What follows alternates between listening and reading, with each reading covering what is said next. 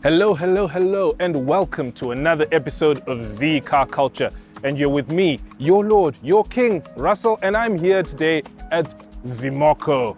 And today we're going to be talking about something very interesting in Zimbabwe, the new car market. While we're very used to second hands and all that, and most of us don't even consider buying new cars. But today we're just going to take a peek at what ZIMOCO is offering in the new car side. And you might be surprised, it might even be cheaper than you think. So what are we going to be doing today? So today we're going to be in here taking a look at the wide range that ZIMOCO has to offer. And we're going to do it in a very interesting way. We're going to start from the cheapest cars available all the way over to the most expensive and see what can fit in your budget. Because you'll be pretty surprised. New cars might be a bit more expensive, or they might even be the same price as second-hand cars, but they come with way more perks. And that's what we're about to see here at ZIMOCO. So join me and Kudzi as we take a look at ZIMOCO's wide range.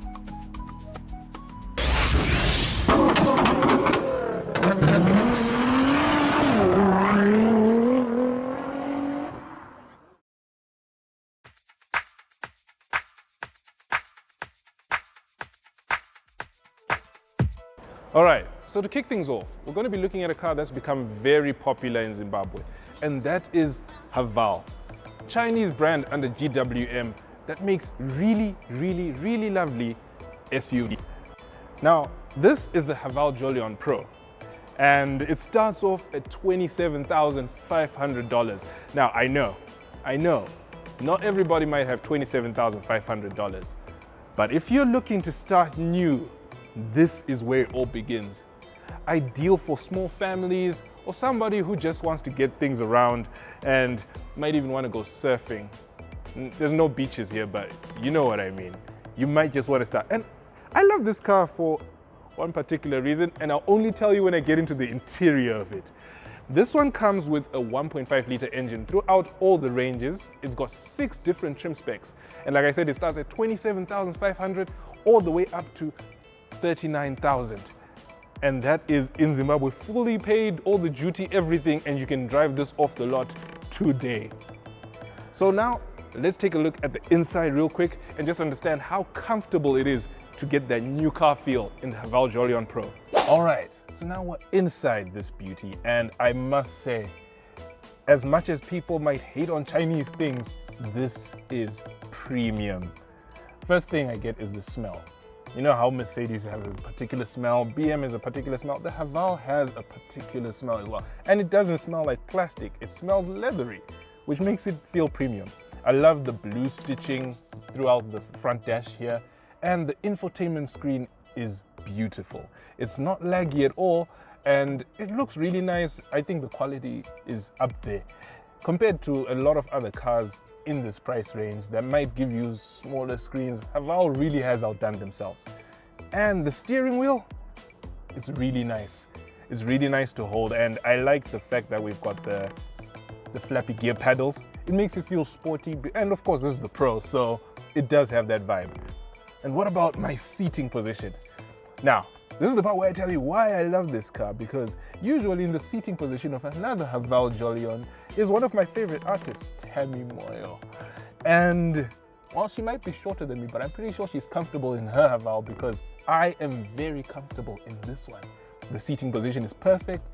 I can see pretty clearly outside and I have no complaints. I think Haval really knocked it out of the park with this car.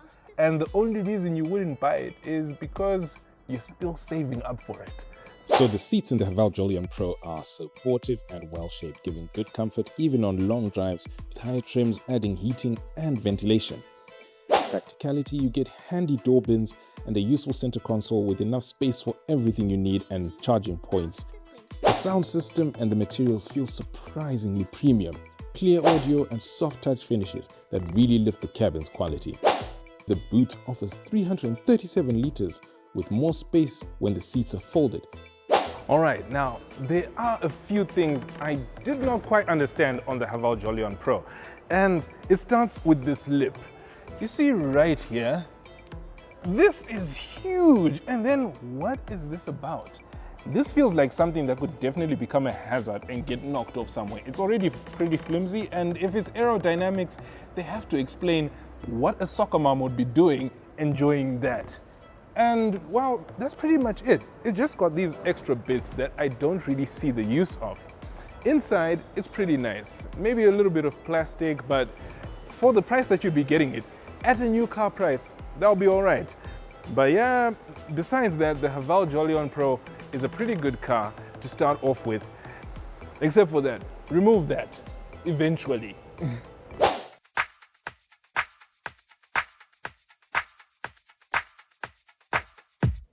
Okay, and now we move on to the slightly bigger than the Jolion, the Haval H6. And this is the HEV, but you can also get the 2-liter in non-hybrid. And this starts from 40,000 all the way up to about 45,000 USD. Yeah. So what I love about Haval on the outside, this grille is a very, very nice design. It's very different, of course, from the Jolion. Jolion has got the straight, and this is more of the little cubes and cells. And this gives it this really nice, aggressive looking front. And I think they really knocked it out the ballpark with these. And well, I'm not sure how I feel about black plastics everywhere, because I like the color that they're done here. But yeah, depending on you, the design choice is really, really up to you. And if you look at the outside, the silhouette of this car, it gives off very sporty, and it will give even more sporty when you get the GT of this car, which is on that upper price range around 45,000. It gets the more sportier vibe, the sportier brakes, sportier wheels, everything about it just looks more aggressive. But this right here, it really suits into the aesthetic of Haval and the usual person who would have 45,000 to spend on this. And what I really love about Haval is progress. This is the latest H6, but if you want to see where they came from with the previous H6, you can see our earlier videos at Z-CarCulture when we did that review for that H6. The link will be in the description for you, just so you can know that the Chinese are really dedicated to moving forward with this brand. All right, now into the interior of the Haval H6, and I think Haval in general, across their line, interiors are really, really, really nice. This one here has got the really nice stitching on the steering wheel. It's got pretty much the same shape as the one on the Jolion, and it's still pretty nice to hold. What I'm missing is that it does not have the flappy paddle, so it doesn't feel as sporty. But to compensate, they've got this huge screen. It looks like it's twice the size of the one on the Jolion. And well, from my experience, the infotainment is not laggy. It works pretty well. I'm not sure what the UI is that they use there, but I think they really did well with the software. And what else do we have in here in terms of practicality? Well, we've got cup holders here and there. We've got a place to put your phone and wireless charging, which is really nice. I like the buttons because, yeah, but most of the AC, you control it through the screen, and you can set some of the settings down here with the buttons. The cubby holes, spacious and everything, and it's pretty much the same across the line. And if you look right here at the back, you've got the aircon here, aircon there. I do not feel anything charging related. Ah, there it is. They have a USB just for charging, and I think I can fit 4 kids comfortably here, because in Zimbabwe we don't put 3 people in the back. That's a waste of space. You need more. And yeah, that's pretty much it on the inside. I love the leather that is on these seats. It feels really nice and comfortable, and that's it from the Haval H6 on the inside. The sound system in this rivals or even beats the competition. When it comes to storage and USB charging ports, you've got it all, and you've got a 560-liter boot, one of the largest in its class, definitely.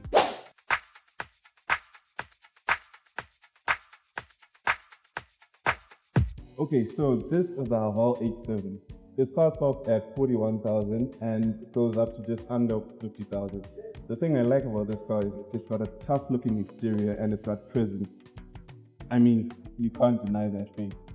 On the side, it's also got these interesting looking exposed screw heads that are meant, I'm sure they're meant to mimic the Jeep Wrangler. And then if you go further back, you see that it's got a very utilitarian, boxy SUV look to it. I think the looks for this car, to me, they're very unconventional, but I'll let you decide for yourself. Now let's go to the inside. Okay, so on the inside of this car, I think it does so much better for me. Because if you're someone who's very tech heavy, you appreciate like this large screen, both on the gauge cluster and the infotainment system. And the ergonomics are also a plus for me, because everything is close to the driver's touch, and it's just got this commanding viewpoint, whether it's on the outside or it's when you're looking out through the side windows. It feels good, it really does. The one thing I'm not too sure about is the build quality, but it does look like it'll hold up just right. And they also have that same theme of exposed screw heads all over the interior. So I don't know, you make up your own mind about that, but for me, the interior is more of a success. The other thing I also do like about this car is you have the option to choose between 4-wheel drive or 2-wheel drive, and there are 3 options, 3 versions of this that you can have. So this being an H7, it means that it's got a bit more features than the Jolion, and it fits in between the Haval H6 and something like a GWM tank. It's got a bit of a rugged look to it, a rugged aesthetic, but it's not really hardcore. It's a bit more softcore, if that's a word. Yeah. Like most cars in the Haval range, the Haval H7 is comfortable all round, even in the back. The boot has got 487 liters of space for all your stuff, and it has charging points at the front and the back for everybody's convenience.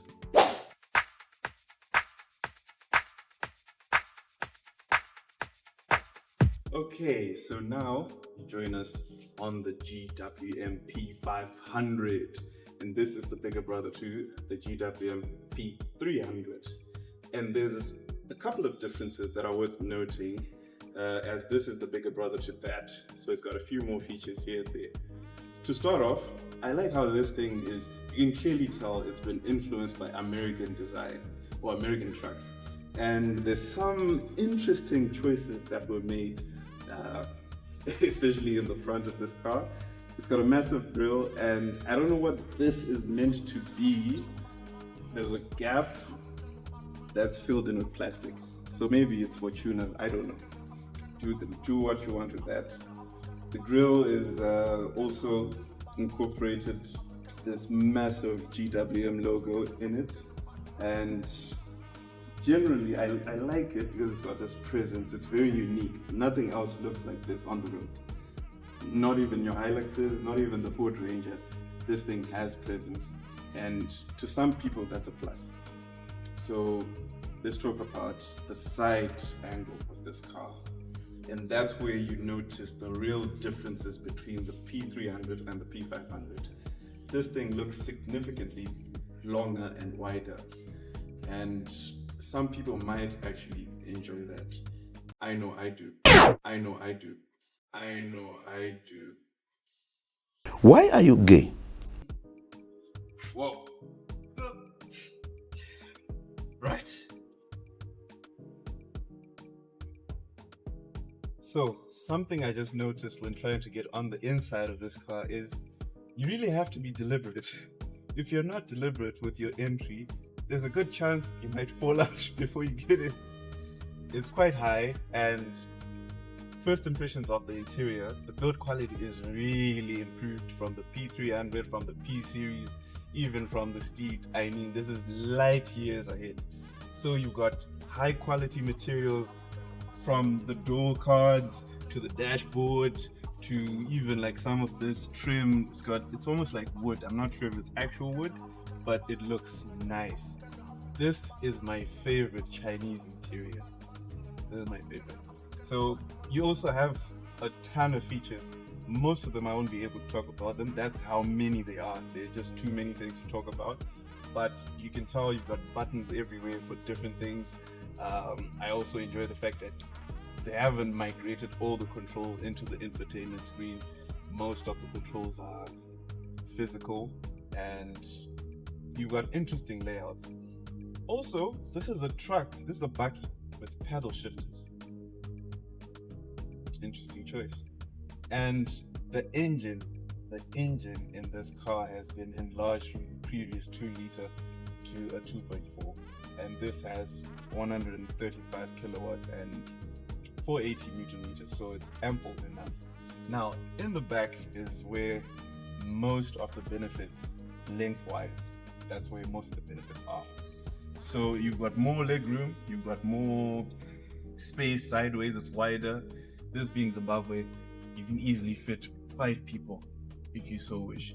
And you also have really good leather upholstery in the back. And the headliner is this clear color. So this thing is just, it's way different. It's way too unique to other bakkies. I'm not sure if you're like a blue collar worker. I don't think you enjoy this car as much. It's more upmarket.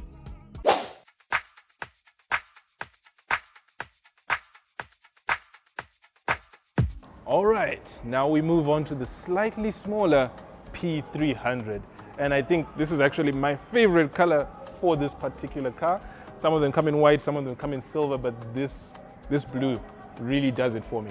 And the prices for these, they start at 35,000 for the single cab.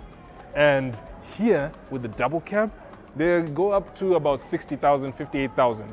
And which is pretty good comparing it to the competition, because you think of the Toyotas and the Nissans, and they can all top out at 75,000, 80,000 plus. So this is a really good bang for your buck. And with the same 135 kilowatt, 480 newton meter output on that car here, it's really a bargain that you can go for. And performance wise, well, we have tested the previous P300, and that was also a really good performer. So I do not think that they would lose much on this one from GWM side. And the outside, again, it's one of those cars that look really, really big. It looks really big compared to a lot of its competition. I think on presence, the GWMs only fight with the Ford Raptors, really. Because wow, the grille looks really nice. Another big GWM logo here with a camera in the middle. And the rest of the design, I think it's really cohesive. They really put it together well. And the side profile, it doesn't look as big as its bigger brother, the P500, but it also is really long. And I'm pretty sure the loading tray might be bigger than its other competition. The stats might have to come up on the screen for that, but these cars, they're really doing well in the market. What I don't like is sometimes the wheels feel small, especially on the lower trim specs. You think that they're a bit small and you might need to change the tires. So let's get on the inside now. All right. Now, I might be a bit taller than Kudzi, but that still was a bit of a hassle to get in here because GWMs are really tall.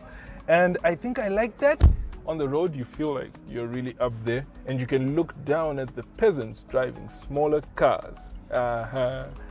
And inside, it's also got that space shifter. I don't know what they were thinking here, but it's giving me Tron, Star Wars vibes. I love it. We've got the power outlets, wireless charging again, USB-C, USB-A, and the screen is a really good size. The steering wheel looks really good, and paddle shifters on a pickup truck. It feels so sporty. I think I really feel like I'm sitting up high when I'm in this car, which is really nice. And here's another interesting thing, something that you won't find in most pickup trucks, a sunroof. That's very nice. Besides that, the seating position is very comfortable. Cup holders here, storage there, buttons everywhere, and they feel really tactile, and I love that for this interior. And now let me head out to the back.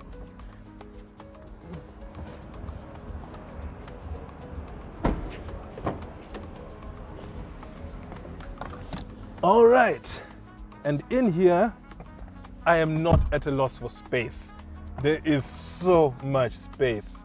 That was my driving position. I didn't have to move it at all, and wow, this is good. The leather feels really, really nice. And by Zimbabwean metrics, you can fit 4 people in here.